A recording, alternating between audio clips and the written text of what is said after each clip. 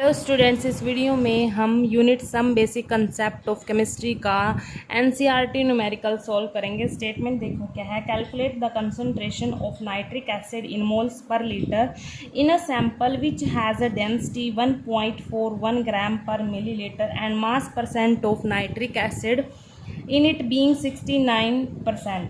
यहाँ पर हमारे पास नाइट्रिक एसिड है 69% नाइट्रिक एसिड का हमारे पास एक सैंपल है, एक सॉल्यूशन है। 69% ऑफ नाइट्रिक एसिड का एक सॉल्यूशन है जिसकी डेंसिटी गिवन है यहाँ पर 1.41 ग्राम पर मिलीलीटर। और इस सॉल्यूशन की जो ये हमारे पास 69% नाइट्रिक एसिड है, इस सॉल्यूशन की हमने क्या निकालनी है, कंसंट्रेशन निकालनी है। और किस यूनिट में निकालनी है वो कंसंट्रेशन? मोल्स पर लीटर में निकालनी है। अब जो ये यूनिट है मोल्स पर लीटर, ये किसकी यूनिट होती है? मोलैरिटी की ये यूनिट होती है। मोलैरिटी क्या है? कंसंट्रेशन ही तो है सॉल्यूशन की, ठीक है। तो मोलैरिटी की यूनिट होती है मोल्स पर लीटर। तो इसीलिए हम यहाँ पर क्या लेके चलेंगे, मोलैरिटी वाला फॉर्मूला यूज़ करेंगे, ठीक है।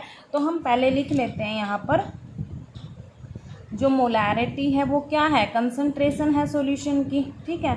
उसकी यूनिट क्या होती है? Moles per litre. तो मोलैरिटी का फॉर्मूला क्या होगा यहाँ पर? Number of moles of solute, number of moles of solute divide by volume of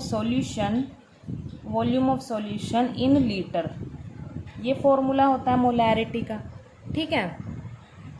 molarity क्या है यहाँ पर? सॉल्यूशन की कंसंट्रेशन है और इसकी यूनिट क्या होती है? मोल्स पर लीटर होती है। और हमने जो कंसंट्रेशन निकालनी है वो मोल्स पर लीटर में ही निकालनी है, ठीक है।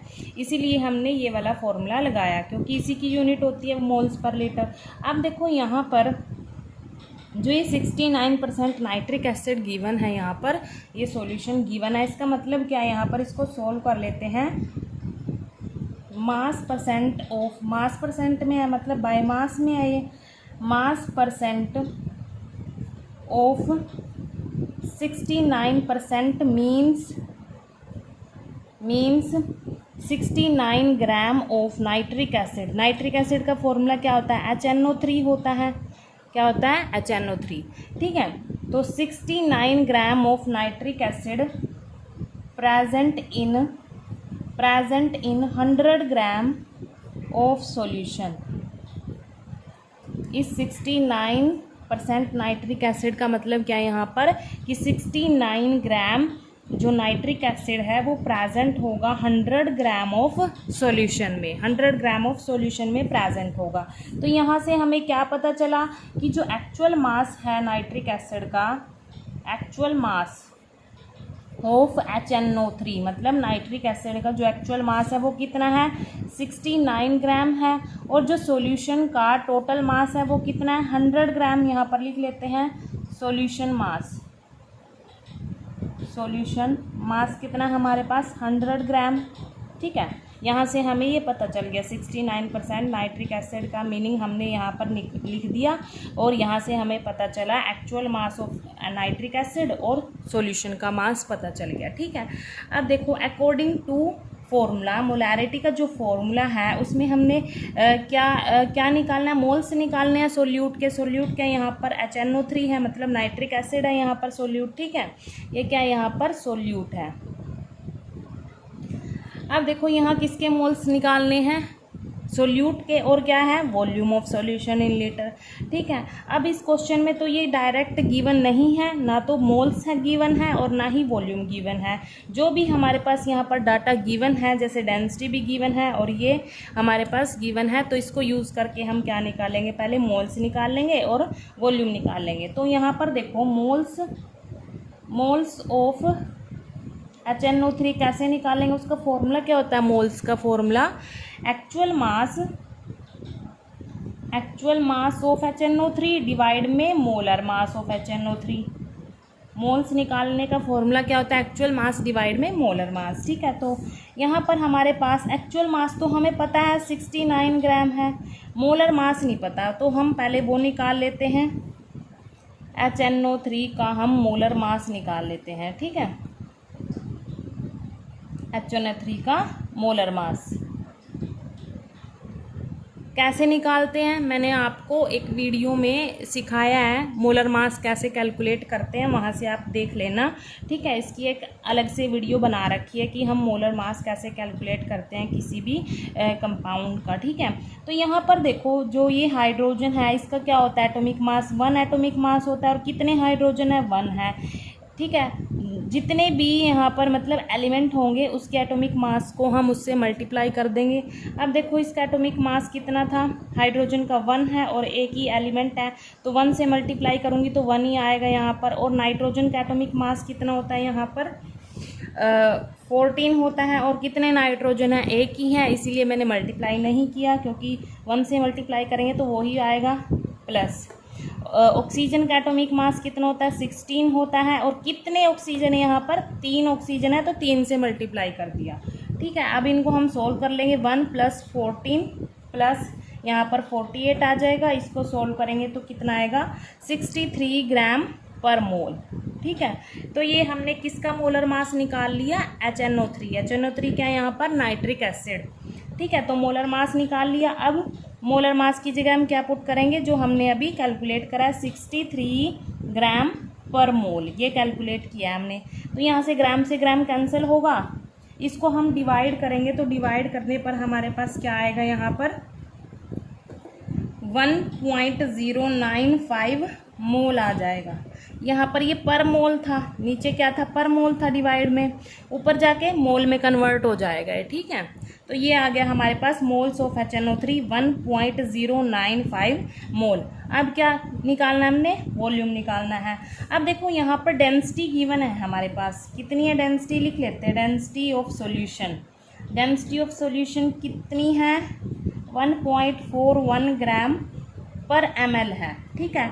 अब आपको पता है डेंसिटी का फॉर्मूला क्या होता है, मास डिवाइड में वॉल्यूम, ठीक है। क्या होता है मास डिवाइड में वॉल्यूम।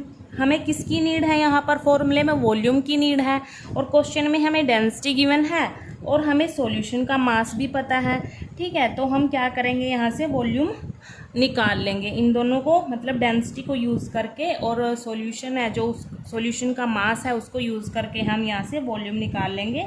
तो देखो वॉल्यूम का फॉर्मूला क्या बनेगा यहाँ पर, ये वॉल्यूम इधर आ जाएगा, डेंसिटी इसके डिवाइड में आ जाएगा, ठीक है। तो मास डिवाइड में डेंसिटी, ये फॉर्मूला बना वॉल्यूम का। अब देखो यहाँ पर हमने किसका वॉल्यूम निकालना है, सॉल्यूशन का वॉल्यूम निकालना है इन लीटर में, ठीक है। तो वॉल्यूम ऑफ सॉल्यूशन फॉर्मूला क्या है उसका, मास ऑफ सॉल्यूशन डिवाइड में डेंसिटी ऑफ सॉल्यूशन, ये है ना वॉल्यूम ऑफ सॉल्यूशन का फॉर्मूला क्या होगा, मास ऑफ सॉल्यूशन डिवाइड में डेंसिटी ऑफ सॉल्यूशन। लिख लेते हैं यहाँ पर मास ऑफ सॉल्यूशन डिवाइड में डेंसिटी ऑफ सॉल्यूशन। अब देखो मैं वॉल्यूम ऑफ सॉल्यूशन को V से रिप्रेजेंट करूँगी यहाँ पर। अब देखो मास ऑफ सॉल्यूशन कितना है, टोटल हमारे पास 100 ग्राम है, इसको हम पुट कर लेंगे यहाँ पर। डेंसिटी कितनी है वो गिवन थी क्वेश्चन में 1.41 ग्राम पर ml थी यहाँ पर। अब ग्राम से ग्राम कैंसिल हो जाएगा, इसको हम डिवाइड करेंगे तो हमारे पास डिवाइड करके क्या आएगा, ये आएगा 70.92 ml आ जाएगा। यहाँ पर देखो डिवाइड में ये पर ml था ना, पर ml था, ऊपर जाके क्या हो जाएगा ये ml में आ जाएगा। तो हमारे पास वॉल्यूम कितना आया ml में 70.92 ml। अब हमें वॉल्यूम किस में चाहिए, लीटर में चाहिए, तो इसको हम लीटर में कन्वर्ट करेंगे। देखो हमें पता है कि जो 1 लीटर होता है वो 1000 ml के इक्वल होता है। अब यहाँ पर जो 1 ml होगा वो किसके इक्वल होगा, 1/1000 लीटर के इक्वल आएगा, ठीक है। अब इसको हम लीटर में कन्वर्ट करेंगे तो हम क्या करेंगे, इसको 1000 से डिवाइड कर सकते हैं, ठीक है। 1000 से डिवाइड करेंगे तो हमारे पास क्या आएगा, लीटर में आ जाएगा ये वॉल्यूम, ठीक है। तो डिवाइड करेंगे 1000 से तो क्या आएगा 0.07092 लीटर, ये हमारे पास वॉल्यूम आ गया, ठीक है। वॉल्यूम ऑफ सॉल्यूशन आ गया। देखो अब हमारे पास अकॉर्डिंग टू फॉर्मूला जो भी हमें नीड थी ना, मोल्स ऑफ सोल्यूट की नीड थी, यहाँ पर वॉल्यूम ऑफ सॉल्यूशन की नीड थी, तो वॉल्यूम भी निकाल लिया और यहाँ पर मोल्स भी निकाल लिए हमने, ठीक है। तो इन दोनों इन दोनों की जो वैल्यूज़ है उसको हम इस फॉर्मूले में पुट कर देंगे। किस में पुट करेंगे? मोलैरिटी वाले फॉर्मूले में हम इसको पुट कर देंगे। ठीक है, देखो मैंने यहाँ पर ये फॉर्मूला है जो मोलैरिटी का दोबारा लिख लिया। क्या है? Number of moles of solute divide में volume of solution in litre. अब इन दोनों की वैल्यूज़ को हम पुट कर देते हैं जो हमने अभी निकाल ली। देखो मोल्स कितने निकाले? 1.095 मोल, और वॉल्यूम कितना निकाला? 0.07092 लीटर। अब इनको हम पुट कर देते हैं। ठीक है, तो नंबर ऑफ मोल्स कितने थे? 1.095 मोल, और volume of solution in litre में कितना था? 0.07092 लीटर। ठीक है, अब देखो जो ये लीटर है यहाँ पर डिवाइड में, यहाँ पर लीटर ऊपर जाके क्या हो जाएगा? लीटर इनवर्स हो जाएगा। ठीक है, तो इनको पहले हम डिवाइड कर लेते हैं। डिवाइड करने पर क्या आएगा? 15.439। ये जो लीटर है ऊपर जाके क्या हो गया? लीटर इनवर्स हो गया, तो मोल पर लीटर। ठीक है, ऐसे आ गया।